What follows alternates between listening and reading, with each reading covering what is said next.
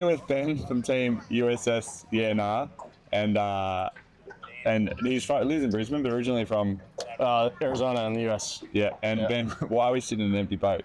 Well, because we brought a bit of a lemon off of Marketplace to bring on the rally. Bought it 3 weeks ago, dragged it up here from Melbourne. Did all right the first couple of days, but packed it in on the third day, and luckily the Tinny Rally was able to help us out with the boat, and we finished the trip, and yeah, it was a good time. So, if the first time driving this two-stroke tiller steer? Yeah, a bit of an old school two-stroke tiller steer. Never driven a tiller steer, so the short arm and lack of trim and everything was heaps of fun. But it ripped. It was doing 45 Ks. Yeah. What was the other one doing? Oh, we were barely up on plane. First few days, we got rid of tons of camping gear just to try to get it to make a move. Yeah. But yeah, this was a weapon after that. And any highlights from the trip? Oh, just the camping. The camping was incredible, especially up at the top of the river. Yeah. The wild camping there, and all the pubs that you guys have arranged were incredible. Overland Corner, the Woolshed, just amazing. So I loved it. And any other things that happened unexpected, like any other bad moments apart from your boat breaking down? Oh, it was a bit of a fight for the first few days. Like we got towed into Loxton. We missed several locks just because we couldn't make the speed. Yeah. So yeah, we were definitely on the struggle bus for the first few days, which made it fun. Yeah. And then the last few days have been pretty cruisy, and the weather's been great. So yeah.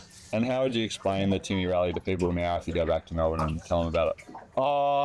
It's definitely an adventure, but it's the whole group, 80 Tinnies, 160 people. You're making friends the whole time, exploring the Murray and all the little towns that we pop through. Everybody's so friendly. All the residents are waving to you from their houseboats. It's just a great time. Yeah, I loved it. Legend. Thanks, man. Yeah, thanks again. See you at the pub tonight. Yeah, we will. All right, we're here with Ben.